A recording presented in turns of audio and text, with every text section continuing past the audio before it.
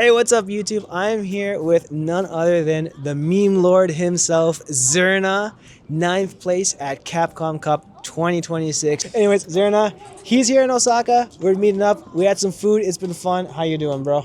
I'm big chillin', man. I'm enjoying the place. You know, I gotta hold this. You hold that shit, Okay, bro. This man is the best tour guide in the world. He's showing me all the local spots, all of the good stuff around here. I'm enjoying my time, man. Dude, first and foremost, congrats on 9th place at Capcom Cup. That is amazing. And you're only 19, right?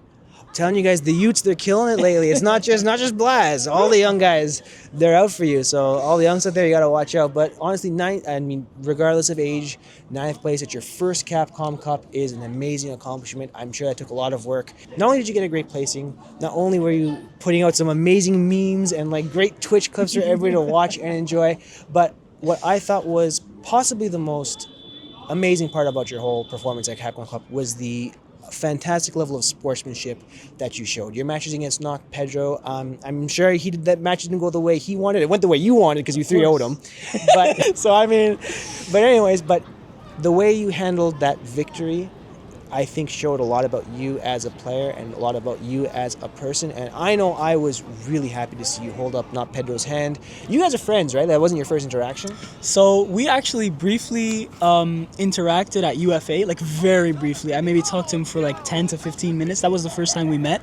But at this cup, like we told each other there at UFA, we both need to qualify and I hope I see you in Japan, right? And so being able to meet him there and actually have both ends hold that promise was awesome. Of course, yeah. And then I just started hanging out with him, you know, even before we knew that we were going to be in each other's group. And when I found out that he was in my group, I was like, no, there's no way. And I legit got tears in my eyes. I'm sure you did. When I heard, because I didn't want that at all, right? So when I knew that he was going to be in my group, and I just knew, like, bro, no matter what happens, I want to do something special, right? So being able to hold his hand up like that, like showing that, you know, there's solidarity. So happy that I was able to do that, man. But yeah, just a great Capcom Cup. So if you guys haven't seen Capcom Cup yet, their videos are going to be released soon, probably by the time this video comes out. Let's talk to Xerna let's get to know more about you as a player. So Xerna, tell me a bit about you. We know you're from the Netherlands. This was your first Capcom Cup. When did you start playing, not just Street Fighter 6, but when did you really start playing fighting games, and why did you get into fighting games in the first place? So I started playing fighting games when I was 15, so that's like 4 or 5 years ago. I was watching like mini documentaries from the Score Esports. They make videos on like Tekken, and I saw that and I was just flabbergasted by how cool it was, right? Before Tekken 8, by the way. Right. Tekken 7. When the game was still good, right? And so Season 3. Exactly. Okay. But so yeah. I got a really cheap stick off of Amazon, and I just started playing Tekken, right, on my PlayStation 4. And back then I didn't have a whole lot of money, right? So when my PlayStation Plus ran out, I was like, what do I do? Because I bought the stick. I made an investment and I wasn't able to play. So around the same time when I bought Tekken, I actually bought Street Fighter. And I played it a little bit. I thought it wasn't that good. It was too slow. Street Fighter 5? Street Fighter 5. Okay. Yeah. It was too slow for my liking, right? Because I'd seen like Dragon Ball, stuff like that. And so at the time, my mom's boyfriend had a PlayStation account with like a continuously running PlayStation Plus membership. And he gave that account to me. He was like, I don't really play on PlayStation anymore. Benefits? Exactly, right? The best kind of a PlayStation friend. Yeah, exactly. And so he gave me that account. And he had Street Fighter 5 on there. So if I wanted to use that fight stick, I wasn't going to play Tekken because I wasn't able to play it online. That was boring. So I ended up playing Street Fighter. And I just kept getting super salty in ranked. That's what drove me. Just getting mad in ranked. Running through your veins gave you the motivation to get better. Exactly. Well, that's actually pretty true, though, because like you basically have two options when you're losing a lot. It's either get better or quit. I think most people kind of start their path that way. Yeah. I mean, no Mama... no one cooks day one. True. I mean, except if you're Blas, for some reason. True, but he's a freak. Yeah, okay, true. But no, Mama didn't raise a quitter. Doesn't enjoy asking questions. He's not a quizzer. Oh my god. No true and falses in this interview. But no, like, I just kept playing from there, and then I ended up meeting some Dutch friends of mine who, you know, they were like 30 at the time. I was 16. They all saw that I had like potential to get better, and they ended up like taking me with them to tournaments and just showing me what the competitive life is like.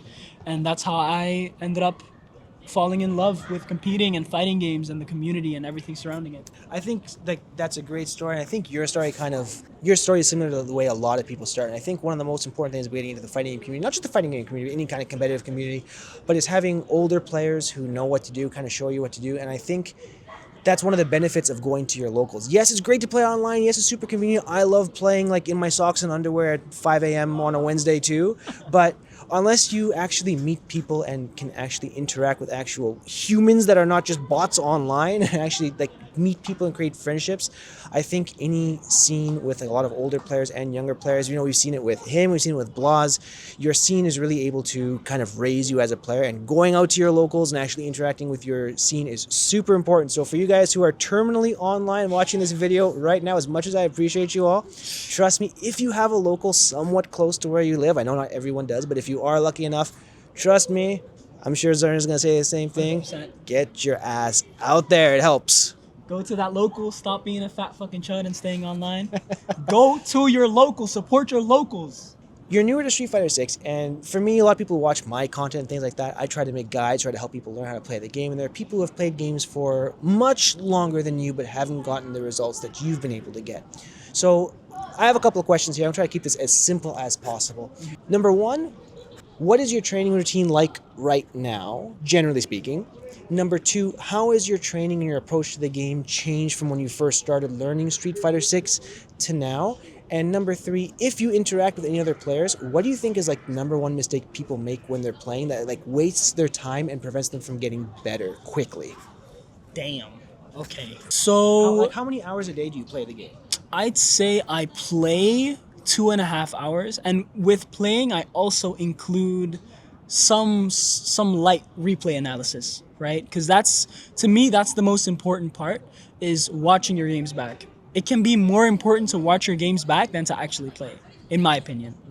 So what I usually do is I do some light drills for the first 15 minutes, right? So I set the training mode bot to like kind of move in the same way that a player would, and then try to get my spacing on point for the day so that I don't start off whiffing a lot. I do that little warm up where I practice my spacing, I practice my DPs for the day. Then I usually do some light drive impact drills. So, right, buffering if you see a heavy into a drive impact, and throwing if you see a raw drive impact or a drive impact off a medium. Then I will go over what my goals are for the day. So every day every time I end my day, I write an evaluation, and I write down what I felt like I should be doing better. And then when I do my analysis, right, when I go back into watching my replays, I write down what actually went wrong. And that's what I focus on improving the next time I play. So just to be straight, so I'm not getting this wrong, you write down what you think went wrong before you watch your replays, then you watch the replay, then you write down what actually went wrong after viewing it. Okay. Exactly that. So that's what I end up reviewing before I start my next play session, right? So there's a little loop there. Just warm up, evaluate what you want to do that specific set or what that specific play session. Then I actually end up playing, and I always play with a specific goal in mind for that day. So for example, if I notice in my evaluation and in my analysis that I get burnt out too much, or that I'm approaching too much when my drive gauge is low, I make a conscious effort to at least notice when I'm making that same mistake. Even that is so much better than continuing to make that mistake, right? And that small step into being able to notice that you're making the mistake is a big step into fixing it, right? So I try to have at least one goal for my sets of the day. Then when I'm done, I write down my evaluation, like I said, and sometimes I include parts of how I felt during the play, not just mistakes that I was making, but what things were making me mad, what things were making me nervous, what was making me scared, stuff like that. Because those are also things that you can improve on, right? So I write all of that down. Then I go into my analysis. for the day. So I write down a detailed document of, what do I think went wrong? What did I do good? What can I do better the next time? And then I stop for the day. I chill. And this whole process takes maybe 2.5 hours. Depends on who's online as well, because I don't usually play ranked. I play custom room sets. And when I have something that I want to improve on that I can apply on a broad spectrum of players, then I play ranked. So yeah, ranked is still useful, but for me at this point in time, it's not as useful as playing custom room. Sure. Well, you also have to get used to playing like random people. Like ranked is kind of like pools at a big tournament, so you have to know how to deal with a variety of play styles and stuff. But just grinding ranked all day, I don't think is the move. Just hitting replay over and over again, crashing out, complaining on Twitter, asking for more my nerfs, and then turning the game off is not really the best way. And I think if there's one thing I want everybody who's watching this video to kind of remember is a lot of people. I think the general misconception a lot of people have is that you need to be grinding like competitive games like Street Fighter 6 for like 10 hours a day, no lifing it, no job, like no school, just full neat life, full grind, like just no life in the game. But I mean, 9th place, first Capcom Cup, plays about 2.5 hours a day. I'm sure there's days we play more, a little bit less, but generally speaking, it's not how much you play, it's the quality of the time you're spending with the game. It's just like the gym, you can spend 10 hours a day in the gym. If you're not training properly, you're not going to grow any muscle kind of thing. You gotta, like anything in life, you have to actually like use your time wisely. So for those of you who are just sitting there hitting rank Q over and over and over again, not thinking about your losses, not writing things down, hopefully you can learn something from this video, use some of the techniques that Xerna is showing us. Was this your first time competing in Japan at like an actual tournament? No, so I was at EVO Japan 2025. Okay. And that ended up being one of the most useful journeys that I could have ever made in my fighting game career. So what was it about EVO that kind of like, why was that such an important experience for you? So when I went to EVO Japan, some of the Japanese players already kind of knew about me because they went to EU, they saw a few results. I ended up being able to hang out with Team Reject. And even on the days where there weren't a lot of international players, they still allowed players to travel to the office.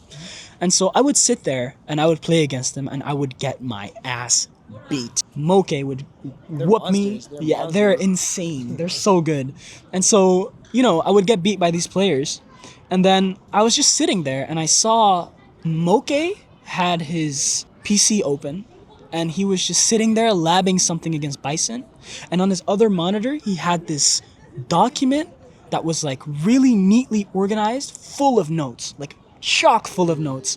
And I was like, yo, this guy just whipped my ass and he's putting this much work into this game. There is a whole nother level to this shit that I'm not putting enough effort into to achieve that level, right?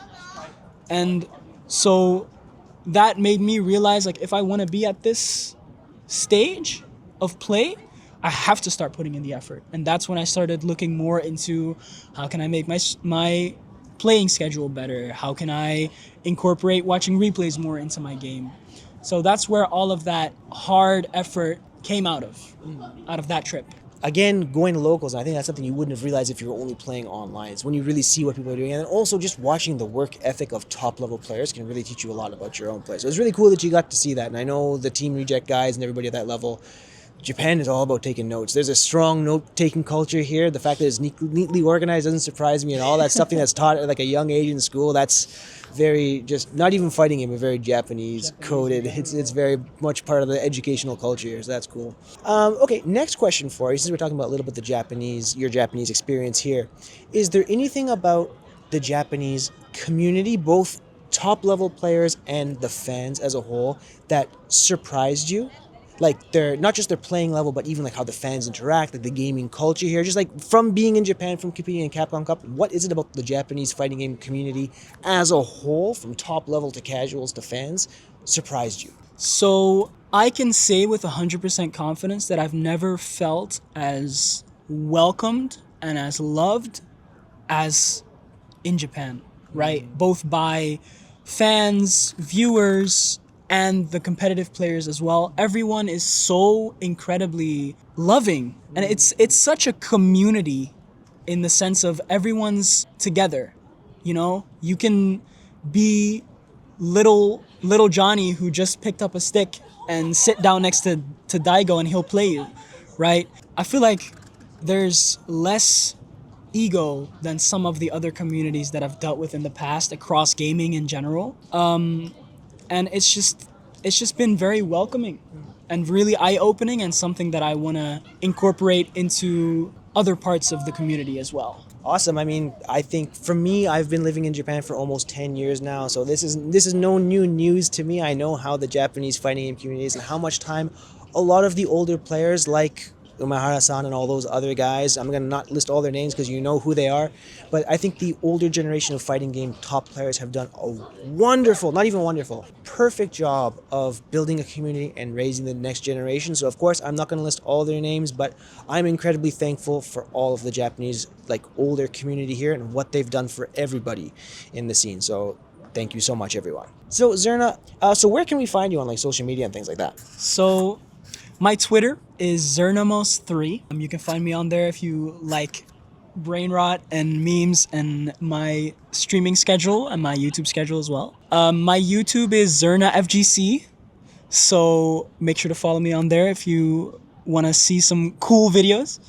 And then my Twitch is also xernafgc, so follow if you want to see the most brain rot Twitch streamer in Street Fighter history. Yeah, and you're also after like now when you get back home from Japan, you're gonna be putting a lot more effort into like your content and stuff like that too. Like you were telling me you want to start YouTube and things like that. Yeah, it's time for me to finally start embracing like the entertainment side of the game. You know, I'm sure you saw at the Cup, I love doing stuff like that, making people laugh. So it's time to start delving more into that. So yeah, if you want to follow me on the socials, make sure to stay up to date, and hopefully I can entertain you. So you guys check him out. I'm sure you're gonna love the content. I'm excited for what he's getting to. I'm excited for the content he's gonna put out. I'm ready for my brain to get even more rotted than it was before, and it's already pretty bad. Okay, I don't want this interview to be too long. We've been yapping for a while now. It's getting cold. I'm getting frosty nips here. So let's wrap this up. I want to get some food. I'm hungry. It's about dinner time. So Xerna, thank you so much. Before we go, is there anything you want to say to your fans and anybody watching this video? I love all of you. Thank you for supporting me, and I hope I can show you what I'm made of next year at the Rio Goku Kokugikan. Arigatou gozaimasu, mina. Thank you so much, everybody. If you enjoyed this video, don't forget, don't just hit my like and subscribe button. Rather, hit his like and subscribe button. He's going to be putting out more content. I know you guys already watched me. I got enough love from you all. Focus on him. All right, guys, thank you so much for watching this video. I hope you all enjoyed it, and I'll see you in the next one. Peace.